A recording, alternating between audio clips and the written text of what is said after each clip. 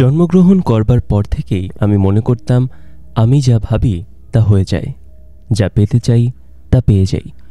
শত বিপত্তি আমার জন্য কোনো বিপত্তি নয়। কিন্তু ব্যাপারটি তখন আমার বিশ্বাস, সাহস, শক্তি বা শক্তিহীনতার বিষয় ছিল না। নূর হোসেন আমার কাছে আসে রায়হান তালুকদারের চিঠি হাতে নিয়ে। তাকে একটি চাকরি খুঁজে দিতে না পারলে তিনি কি মনে করবেন? তিনি বলবেন আমি তার সম্মানের প্রতি নজর দিইনি, যা তখন আমার সম্মানের ওপর আঘাত হানবে।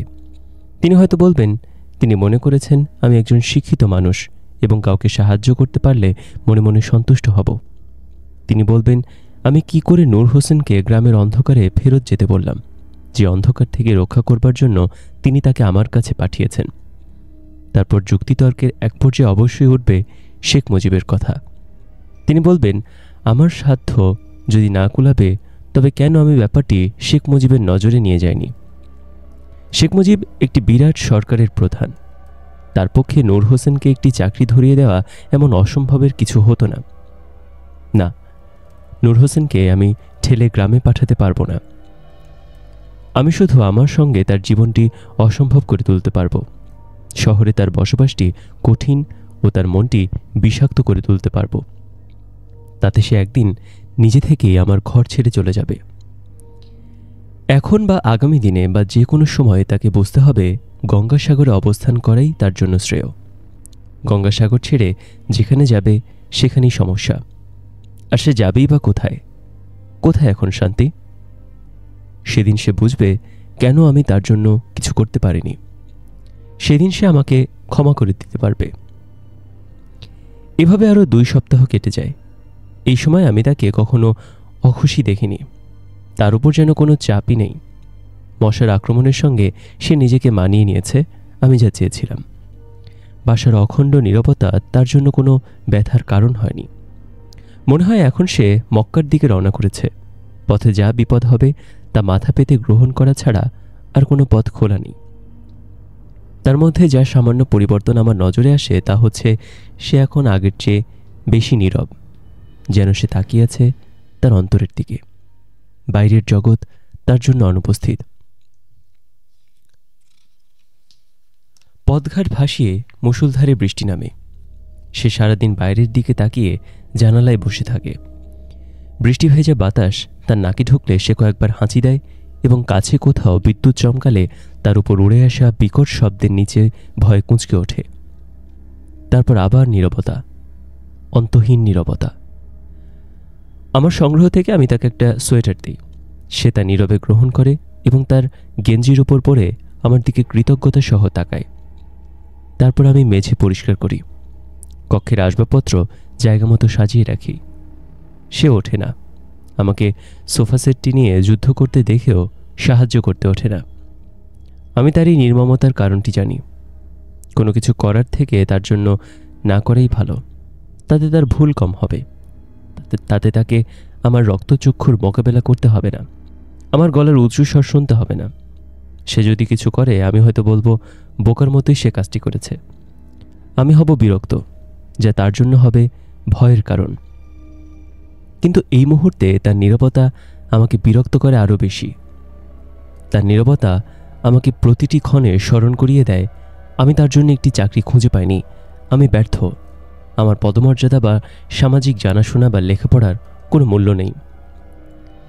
এই নীরবতা আমাকে আমার নিজের প্রতি ক্ষুব্ধ করে তোলে। কেন যে আমি গঙ্গাসাগরে গিয়েছিলাম? যদি জানতাম আমার জন্য ভবিষ্যতে এত সব যন্ত্রণা অপেক্ষা করবে, আমি নিশ্চয়ই রায়হান তালুকদারের বাড়ানো আতিথেয়তা গ্রহণ করতাম না। আমার হাতে যা অবশিষ্ট থাকে তা হচ্ছে তাকে আমার চাকর হিসেবে নিয়োগ করা। আমি জানি আমার চাকরের দরকার নেই, কিন্তু তার জন্য আমি এই মুহূর্তে আর কিছু করতে পারি না। আমার ঘরদোর পরিষ্কার রেখে কাপড় চোপড় ধুয়ে দিয়ে যদি তার জীবন ধারণ হয়, তবে আমার পছন্দ অপছন্দ এর মধ্যে আসা উচিত নয়। আমি বলি সে আমার জন্য রান্না করবে, দোকানে গিয়ে আলু পটল তেল কিনে আনবে, ডাকঘরে গিয়ে চিঠি দিয়ে ফেলে আসবে ডাকবাক্সে, মাসের শেষে পানির বিল দিয়ে অফিসে যাবে। আর যদি ঘরের বাইরে পাইপে পানি না থাকে তবে খাবার পানি আনার জন্য কাঁধে কলসি নিয়ে দূরের চাপকলে যাবে। বিনিময়ে সে আমার সঙ্গে থাকবে, আমার সঙ্গে খাবে, আমার দেয়া কাপড় পরবে। আমি বলি না এটি হচ্ছে তার জন্য সবচেয়ে উপযুক্ত কাজ। বলি এমন ধরনের কাজ করতে যদি তার আপত্তি থাকে তবে আমি কিছু মনে করব না। অনেক মানুষ আত্মমর্যাদাকে অস্তিত্বের ওপর স্থান দেয়। আমি তাদের সম্মান করি। সে যদি তাদের একজন হয় তবে আমি বিন্দুমাত্র অখুশি হব না। সে রাজি হয়। কবে সে শুরু করতে চায়? আজই। 2-1 বিকেল সে পেঁয়াজ কাটে, থালা বাসন ধোয়, নিজেকে এই ধরনের কাজের জন্য অতি সহজে অনুপযুক্ত প্রমাণ করে।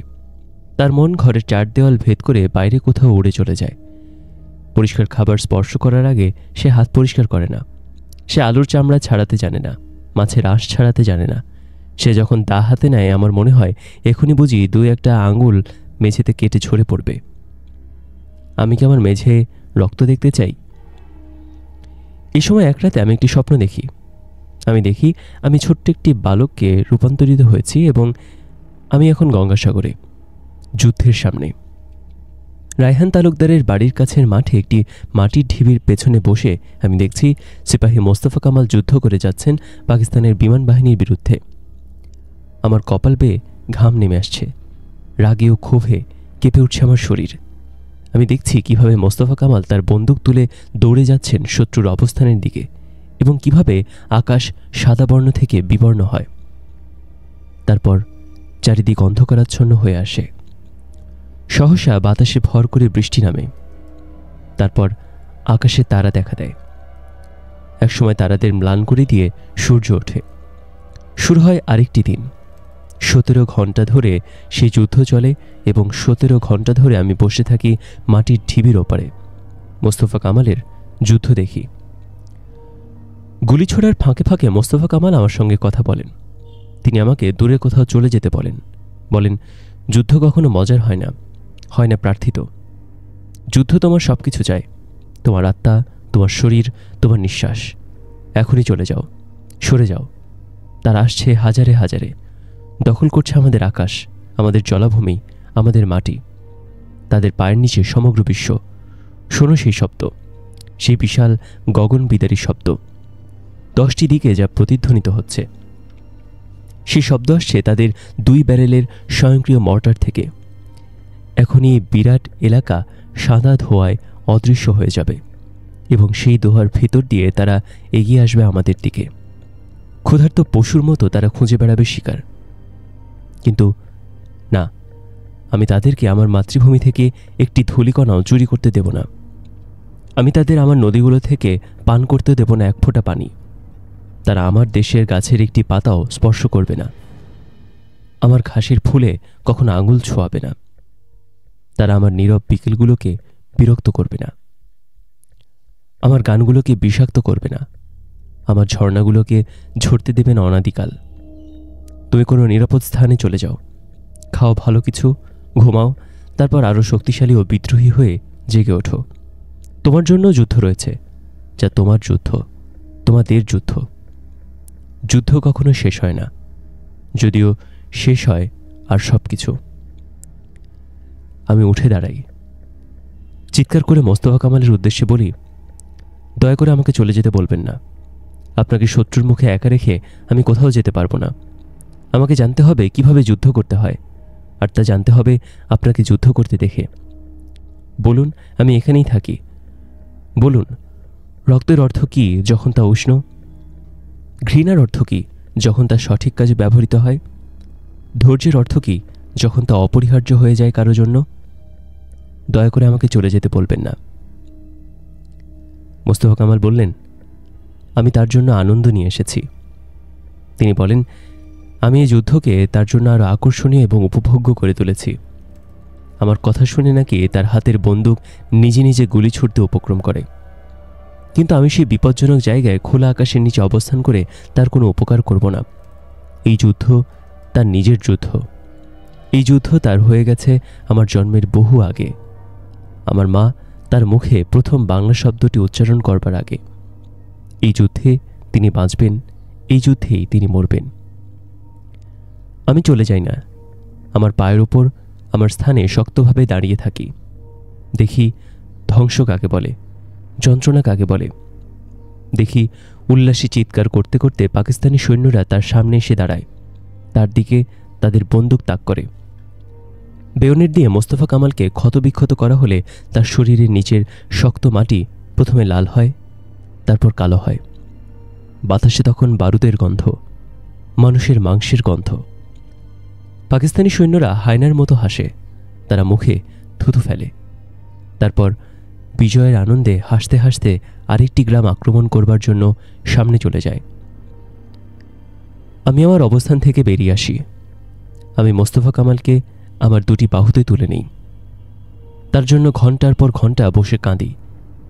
তারপর তাকে বহন করে নিয়ে যাই কাছের বালির চরে, যেখানে আমি তাকে কবর দিয়ে দিই। বালির ওপর যা লেখা হয় তা সহজেই মুছে যায়, সেজন্য নদী তীরের কোনো স্মৃতি থাকে না। কিন্তু আমি বিশাল বিশাল অক্ষরে বালির উপর তার নামটি লিখি।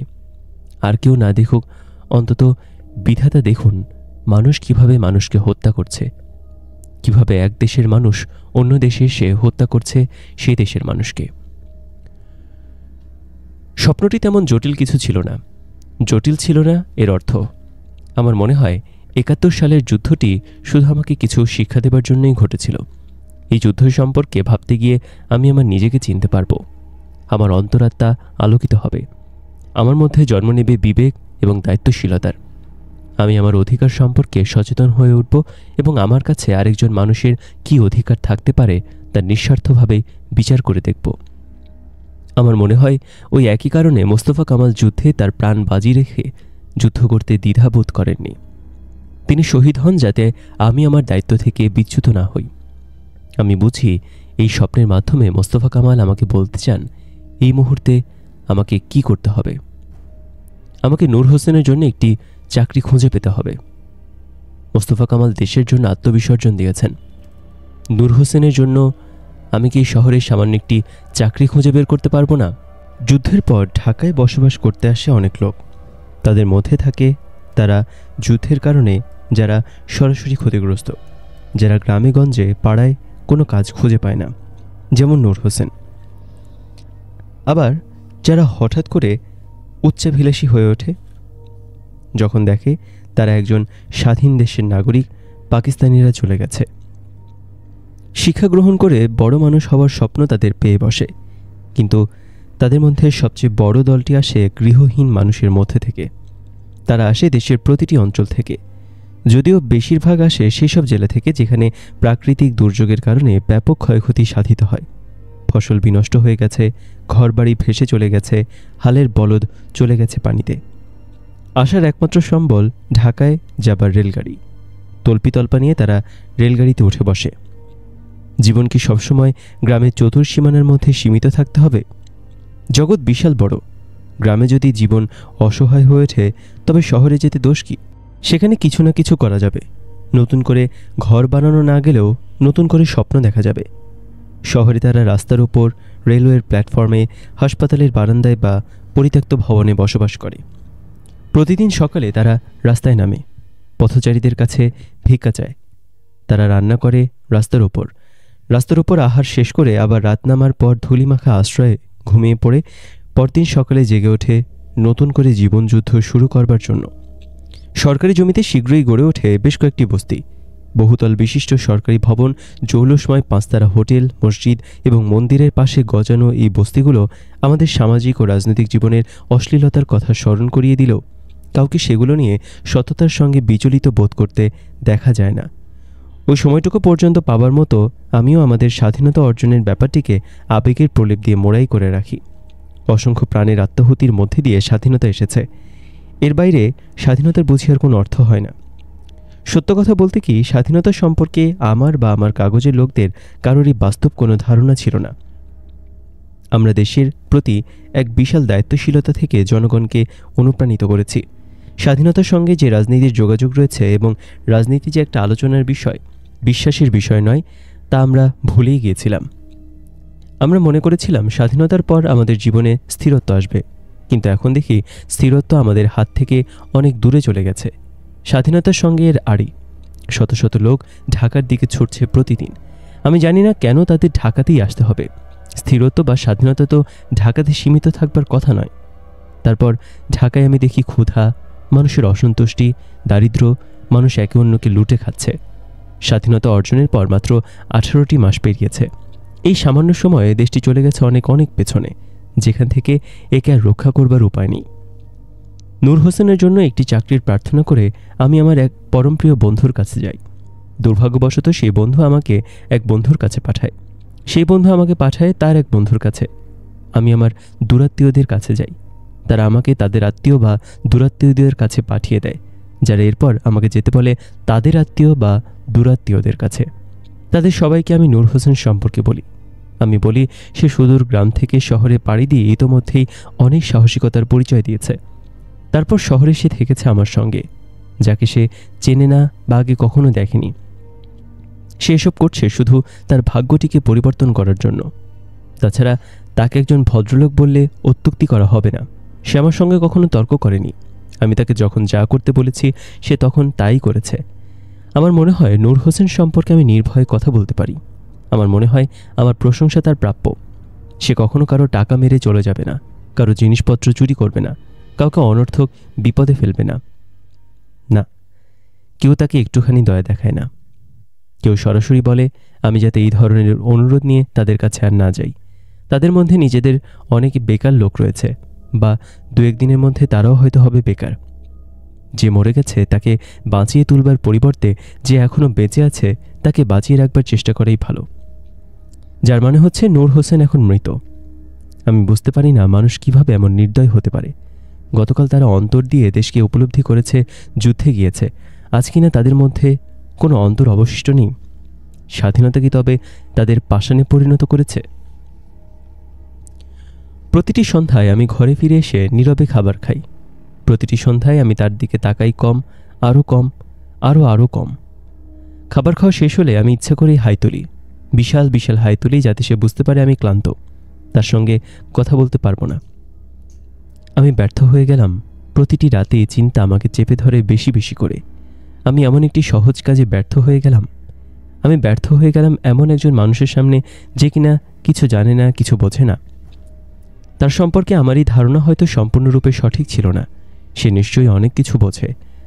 তাই তো আমি দেখি একদিন সে যত্ন করে পেঁয়াজ কাটছে। পেঁয়াজের টুকরোগুলো যাতে সমান হয় সেদিকে নজর দিচ্ছে। সে খাবার ধরবার আগে হাত পরিষ্কার করতে শেখে, পরিষ্কার করে মেঝেটি মুছতে শেখে। দেখি সে আমার শোবার ঘরটি পরিষ্কার করছে প্রতিদিন। টয়লেটের দেয়ালগুলো ঘষে মেজে ঝকঝকে করে ফেলেছে।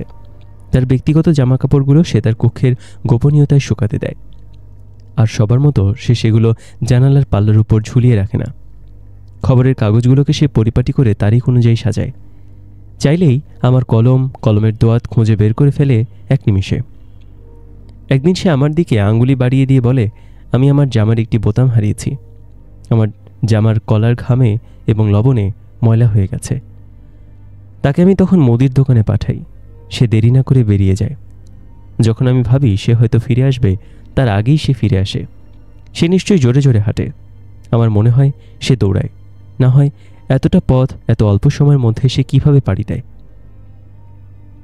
সে দৌড়ায়, তাকায় না কারো দিকে, থামে না কোনো ঘটনা অঘটনা দেখতে, কারো দুর্দশার ঘনঘটা দেখে নিজের জীবনকে জটিল করে তোলে না। এই শহর কিভাবে চলে তাতে তার কোনো কৌতূহল নেই। সে জানতে চায় না কারা এই শহর চালায় বা এর পেছনে কি আছে। তার সারা দেশ এখন আমার ঘর, এখানেই তার বাস, এখানেই তার মুক্তি। এর বাইরে তার জন্য আর কিছুই নেই। আমি লুৎফুজ্জামান বাবুলের সঙ্গে দেখা করি। একটি সামান্য ভূমিকার পর আমি তাকে বলি আমি আমার ভবিষ্যতের ব্যাপারে একটি সিদ্ধান্তে পৌঁছে গিয়েছি।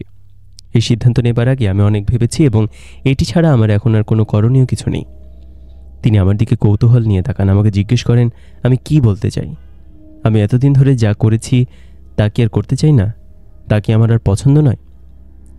আমি তাকে বলি আমি এখন অন্য কিছু লিখতে চাই। যেভাবে এতদিন লিখেছি সেভাবে লেখা আমার পক্ষে আর সম্ভব নয়। সে জিজ্ঞেস করে অন্য কিছুটা কি? আমি বলি নতুন কিছু, যার মধ্যে গুরুত্ব রয়েছে, যুক্তি রয়েছে, বিবেচনা বোধ রয়েছে। আমার দেশের মানুষ কষ্ট পাচ্ছে প্রতিদিন, কিন্তু রাজনীতিকরা সেই মানুষের দিকে ফিরেও তাকাচ্ছে না। তারা তাদের নিয়ে মেতেছে ভোটের খেলায়, গণতন্ত্রের খেলায়। সেজন্য মানুষের দৃষ্টিতে শূন্যতা ও আশাহীনতা এখন। এই শূন্যতা এবং আশাহীনতা বন্ধ না করতে পারলে অতি সত্বর এগুলো এক মানুষ থেকে আরেক মানুষে ছড়িয়ে পড়বে। যারা এখনও সুখের স্বপ্ন দেখছে তাদের সংখ্যা অল্প কয়েকদিনের মধ্যে ভয়ানকভাবে কমে যাবে। আমি তার কাছে আমার সাম্প্রতিক অভিজ্ঞতার কথা তুলে ধরি। তিনি মনোযোগ দিয়ে শোনেন এবং পরিশেষে জানতে চান আমার নতুন ধরনের লেখা সমাজ দেহে কী পরিবর্তন আনতে পারবে। আমি জানি না, আমি বলি। আমি শুধু জানি একটি স্বাধীন দেশের মানুষরা যদি নিজেদেরকে স্বাধীন বলে মনে করতে না পারে তবে সেই স্বাধীনতার গুরুত্ব নেই। মানুষের পেটে খাবার যেতে হবে। তারপর আসে আশ্রয়ের প্রশ্ন। সূর্য ডুবে গেলে সবাই যাতে ঘরে ফিরে যেতে পারে সেই ব্যবস্থা থাকা উচিত। শেখ মুজিব কোথায়? কি করছেন তিনি? আওয়ামী লীগ কোথায়? আমি যা দেখছি তারা তা দেখছে না কেন? লুৎফুজ্জামান বাবুল কিছুক্ষণ নীরবে বসে থাকেন। আমি যে তার সামনে একটি বিশেষ সমস্যা উপস্থাপন করেছি সেই বিষয়ে সন্দেহ থাকে না। সম্পাদক হিসেবে তাকে কাগজের অনেকগুলো দিক নিয়ে মাথা ঘামাতে হয়। তার মধ্যে একটি হচ্ছে সার্কুলেশন। হুট করে তিনি পুরনো সম্পাদকীয় নিয়মনীতি সব ছুঁড়ে ফেললে পারেন না বা নতুন নীতি চালু করতে পারেন না। তার এবং আমাদের সবার জীবিকা সার্কুলেশনের উপর নির্ভরশীল। আমি জানি পরিবর্তন একদিন আসবে না, কিন্তু আমি তাকে স্মরণ করিয়ে দেই কাগজটি এই পর্যায়ে এসেছে শুধু এই জন্য যে আমরা সবাই সত্য সন্ধানী ছিলাম।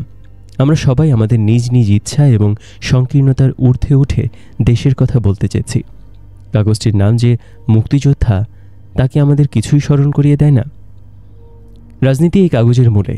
এখন আমাদের রাজনীতির কথা বলতে হবে। আমাদেরকে বলতে হবে আমাদের দেশের মানুষ প্রকৃতপক্ষে স্বাধীন কি না, বা সেই স্বাধীনতার গরমিল কোথায়। আমরা যদি জীবিকার কথা চিন্তা করে বিবেককে বিসর্জন দেই তাহলে আমাদের জন্য আর কি অবশিষ্ট থাকে? তিনি আমার দিকে তাকিয়ে থাকেন কিছুক্ষণ, তারপর কোনো মন্তব্য না করে আলাপের সমাপ্তি ডাকেন। আমি তার মনটি পড়তে পারি না, তবে এক সপ্তাহের মধ্যে জানি তার কাগজে আমার চাকরিটি নেই। তিনি বলেন, এর পেছনে রয়েছে কাগজের অর্থনৈতিক সমস্যা। এই সমস্যা ধীরে ধীরে প্রকটতর হচ্ছে। অনেক সাংবাদিককেই আমার মতো চলে যেতে হবে। আমার অবস্থা দাঁড়ায় নূর হোসেনের মতো না, সম্পূর্ণ তার মতো নয়। আমার পেশাগত কাজের অভিজ্ঞতা রয়েছে যা তার নেই। আমার পকেটে রয়েছে 1 মাসের বেতন, তার পকেট শূন্য। আমার আরও রয়েছে কিছু সঞ্চয় যা আমি জমা করেছি বিগত 2 বছরে। আমার বন্ধুবান্ধবদের সঙ্গে আড্ডায় যাওয়া বন্ধ করে দিয়েছি। ধূমপান সম্পূর্ণভাবে নিবারণ করেছি। রিক্সা ভাড়া করবার পরিবর্তে হেঁটে গিয়েছি অফিসে। দূরের দূরত্বে টেম্পোর পরিবর্তে নিয়েছি বাস। বিভিন্ন উৎসবের দিনে নিজের বাড়িতে আত্মীয় স্বজনদের আমন্ত্রণ করা বন্ধ করে দিয়েছি। এই সঞ্চয় এখন আমার কাজে লাগবে। এর বাইরে গিয়ে আমার রয়েছে জানাশোনা একটি সমাজ যা নূর হোসেনের নেই। সে একা। এই শহরে আমাকে ছাড়া আর কাউকে সে চেনে না। এখন সময় খারাপ বিধায় আমার বন্ধুরা তার জন্য হয়তো কিছু করতে পারেনি, কিন্তু তারা আমার জন্য নিশ্চয়ই কিছু না কিছু করবে। তারা কমপক্ষে তাদের জানাশোনা কাউকে টেলিফোন করতে পারে, বলতে পারে একজন কঠোর পরিশ্রমী বিচক্ষণ ভদ্র ও বিদগ্ধ সাংবাদিক জনাব খালেক বিশ্বাস চাকরি খুঁজে বেড়াচ্ছেন, তাকে আপনারা নিয়োগ করুন। তারা আমার জন্য রেফারেন্স হতে একটু পিছুপা হবে না। বন্ধুত্ব কিসের জন্য যদি তারা আমাকে আমার বিপদের দিনে সাহায্য করতে না পারল? শুধু একটি জানাশোনা সমাজ নয়, আমার সম্পর্কে আমি প্রতিজ্ঞা করে বলতে পারি আমি একজন চিন্তাশীল মানুষ। একজন চিন্তাশীল মানুষের পক্ষে একটি ভালো চাকরি পেতে বেগ পেতে হয় না। তুলনায় নূর হোসেনের জীবনকে জীবন বলা চলে না। সে আটকে গেছে যেখানে সে আছে বা ছিল। তার জন্য সামনে বাড়বার উপায় নেই, তার জন্য পালাবার পথ খোলা নেই। আজ সে আমার চাকর, কাল সে অন্য কারো চাকর হবে এবং এভাবে চাকরগিরি করাটাই হয়ে যাবে তার মূল চাকরি। তারপর একদিন বুড়ো হয়ে দেখবে সে তার নিজের কাজেও লাগছে না। সে নিজের যত্ন নেবার জন্য নিজের চাকর হতে পারছে না। এভাবে ভয়ঙ্কর দীর্ঘশ্বাসের ভিতর একদিন সে পৃথিবী থেকে ছেড়ে চলে যাবে। এরপরের একটি সপ্তাহ আমি ঘরে বসে থাকি। আমাকে একটি পরিকল্পনার মতো এগোতে হবে। আমি ভাবি একটু উৎকৃষ্ট চাকরি পাওয়া এই সময় হয়তো সহজ কাজ হবে না, যদি না আমি সেদিকে আমার দৃষ্টি আকৃষ্ট করি, যদি আমি মনোযোগ অন্যত্র নিয়ে যাই। যাদেরকে আমি চিনি তাদের সঙ্গে যে কোনো মূল্যে যোগাযোগ বাড়াতে হবে। শুধু যোগাযোগ বাড়ালে চলবে না, তাদেরকে ব্যবহার করে খুঁজে বের করতে হবে সংবাদপত্র ও সাংবাদিকতা জগতের মধ্যে থাকা যে কোনো একটি ফাটল। আমি সেই ফাটলের মধ্যে দিয়ে প্রবেশ করব এবং তারপর আমার অধ্যাবসায় জ্ঞান ও সৃজনশীলতা দিয়ে প্রমাণ করব আমি কে, কোথায় যাচ্ছি। আমি এত দ্রুত এগিয়ে যাব যে সেই ফাটল একদিন একটি বিরাট সুড়ঙ্গে পরিণত হবে, যার প্রান্তে থাকবে সাফল্যের সোনালী ফটক। আমার ক্ষমতা দেখে তাজ্জব হয়ে যাবে আমার বর্তমান ও অতীত সহকর্মীরা। আমি একটি বিশদ জীবন বৃত্তান্ত তৈরি করি, সেটি বারবার পড়ে শুধরে ফেলি সব বানান। এতে 1-2 করে বর্ণনা করি আমার দক্ষতাগুলো, তারপর লিখি কিভাবে আমি আমার নতুন কর্মক্ষেত্রে নিজের যোগ্যতা প্রমাণ করব। আমার মধ্যে নতুনত্বের নেতৃত্বের কী গুণাবলী রয়েছে। আমি ব্যবস্থাপনায় কাজে পাকা, লিখতে পারি দ্রুত দ্রুত কোনো ঘটনা অনুসন্ধান করতে পারি। তারপর কাগজে যতগুলো নিয়োগ বিজ্ঞপ্তি চোখে পড়ে সবগুলোর জন্য নতুন করে আবেদনপত্র লিখি এবং জীবন বৃত্তান্তটিকে নতুন করে সাজাই। সংবাদপত্রের জগৎটি ইদানিং ফুলে ফেঁপে উঠেছে। এতে বিনিয়োগ হচ্ছে প্রচুর টাকা। স্বাধীনতার আগে কে বলতে পারত আমাদের দেশে এত টাকা রয়েছে? যে দেশে শতকরা মাত্র 20% মানুষ শিক্ষিত, সেই দেশে সংবাদপত্র শিল্প এত বেশি মূলধন লাভ করবে আগে কে ভাবতে পারত? আমার কপাল ভালো বলতে হবে। অল্প কয়েকদিনের মধ্যে আমি 2টি দৈনিক কাগজের সম্পাদকের সংস্পর্শে আসি। তাদের সঙ্গে আমার জ্ঞানগর্ভ ও আশাপ্রদ একটি আলাপও হয়। তারা লেখক বা বিশ্ববিদ্যালয়ের শিক্ষক ছিলেন না, কিন্তু তাদের রাজনীতি বিশেষজ্ঞ বলা চলে। গুজব, সস্তা চিন্তা বা আবেগী কথাবার্তা, এসব থেকে তারা নিজেদেরকে দূরে রাখতে পেরেছেন বলে বোদ্ধা মহলে তাদের খ্যাতি রয়েছে। আমি আগে থেকেই জানতাম তারা মুক্তিযোদ্ধার জনপ্রিয়তাকে ঈর্ষা করেন।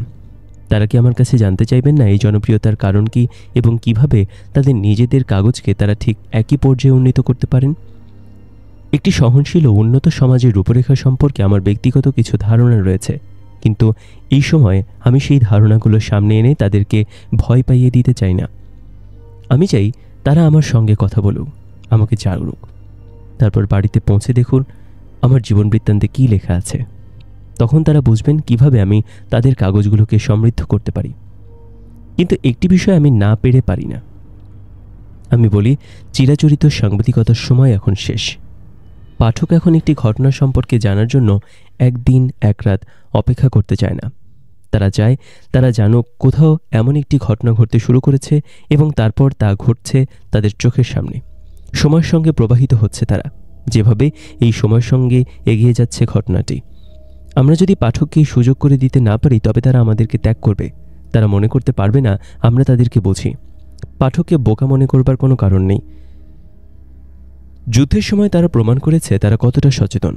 বন্দুক তাদেরকে ভয় দেখাতে পারেনি, গোলা তাদেরকে সামনে অগ্রসর হওয়া থেকে বিরত রাখতে পারেনি, একের পর এক প্রচারণার স্রোত তাদের মনোবল ভেঙে দিতে পারেনি। সংবাদপত্রের জগৎটি তখনই সুচারুভাবে এগিয়ে যাবে যখন আমরা আমাদের মানুষদের সেই সচেতনতাকে সম্মান করতে শিখব। একজন সম্পাদক সিগারেট ধরান, তার মুখ থেকে বেরিয়ে আসে ধোঁয়ার কুণ্ডলী। অন্যজন গ্লাসে পানি ঢালেন। আমার উদ্দেশ্য পূর্ণ হয়। আমার মনে হয় আমি তাদেরকে ভীষণভাবে অপ্রস্তুত এবং উত্তেজিত করতে পেরেছি। মনে হয় আমি তাদেরকে আমার চিন্তা দিয়ে অসহ্য যন্ত্রণার মধ্যে ফেলে দিতে পেরেছি।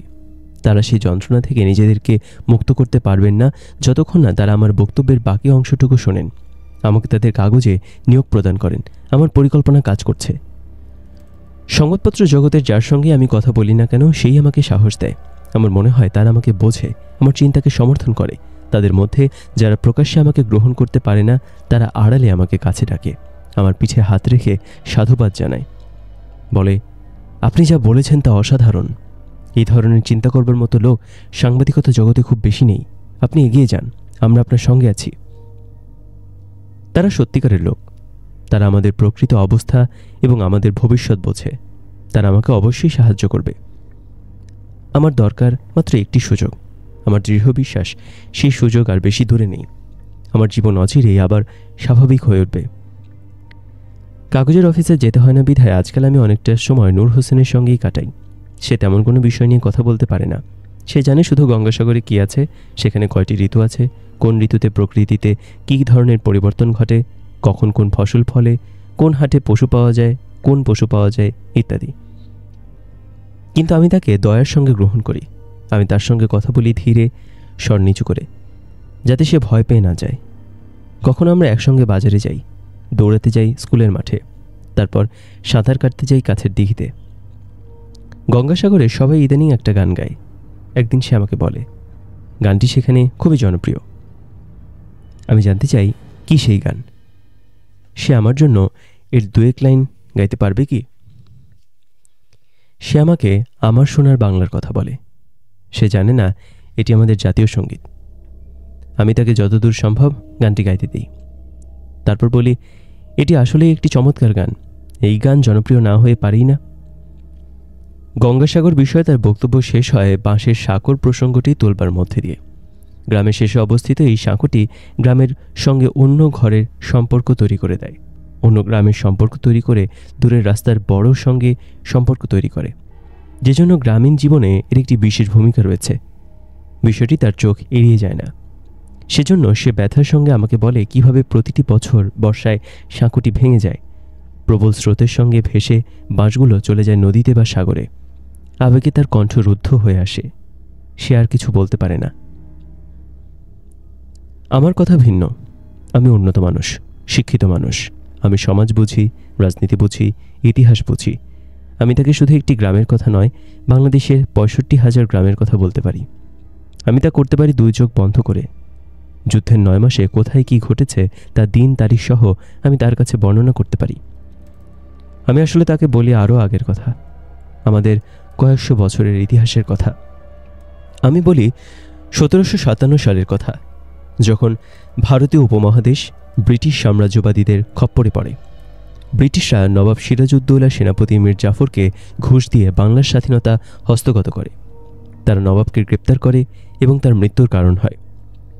তারপর আমি তাকে বলি তাদের পাশবিক অত্যাচারের কথা, যে অত্যাচার আমাদেরকে প্রায় 200 বছর ধরে নতজানু করে রাখে। তারা আমাদেরকে খাটায়, আমাদের জমিতে আমাদের দিয়ে ফলিয়ে নেয় সেই ফসল যা আমাদের চাইতে তাদের জন্য বেশি অর্থকারী ছিল। তারপর সেই ফসল দিয়ে দ্রব্য বানিয়ে তারা আমাদেরকে তার চড়া দামে কিনতে বাধ্য করে।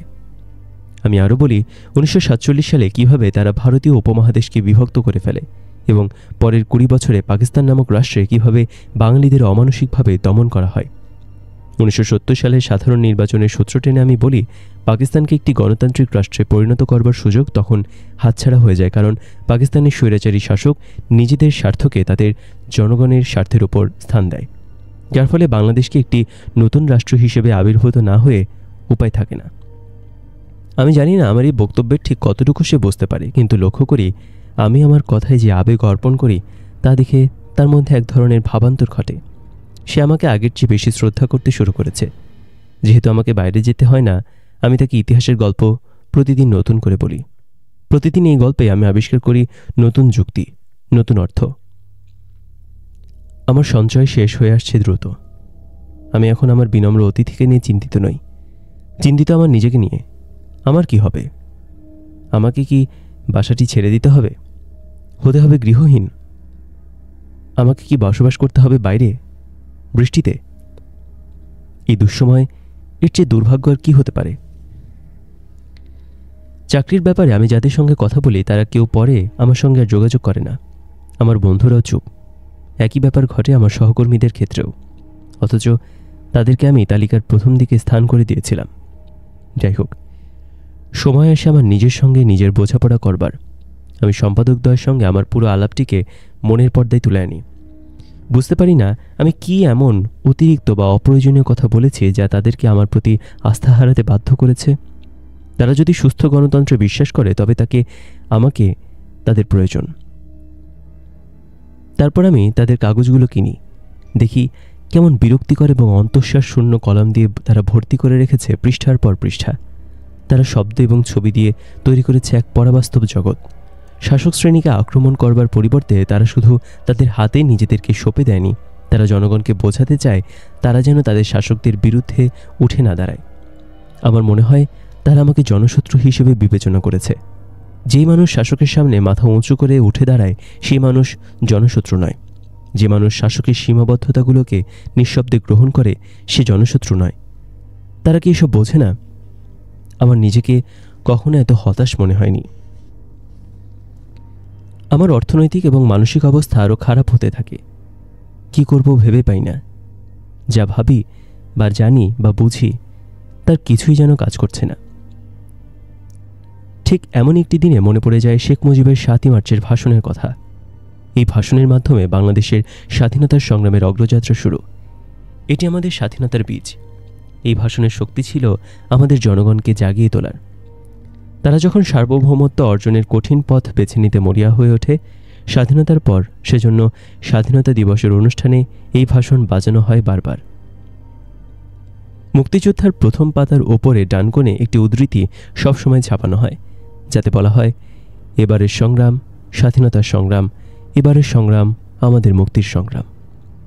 কিন্তু এখন যেহেতু আমরা স্বাধীন, আমি এই ভাষণটি শুনে বুঝতে চাই একজন স্বতন্ত্র ও সাধারণ নাগরিক হিসেবে এতে শেখ মুজিব আমার জন্য কি রেখেছেন। আমি আমার ক্যাসেট প্লেয়ারে ভাষণটি একটু একটু করে শুনি, বুঝতে চাই এর প্রতিটি শব্দ, প্রতিটি বাক্য।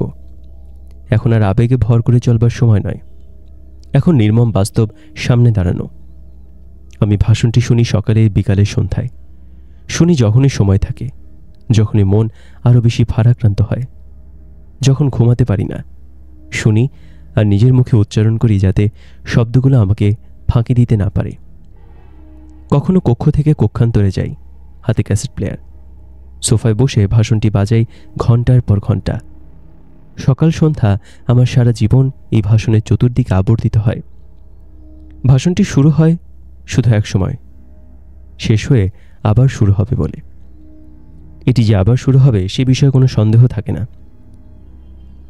নূর হোসেন আমার যন্ত্রণা বুঝতে পারে। জ্ঞানী না হলেও সে ছিল প্রখর অনুভূতি সম্পন্ন একজন সতেজ মানুষ। একদিন সে আমাকে বলে, শীঘ্রই কেউ আমাকে ডেকে একটি চাকরি দেবে।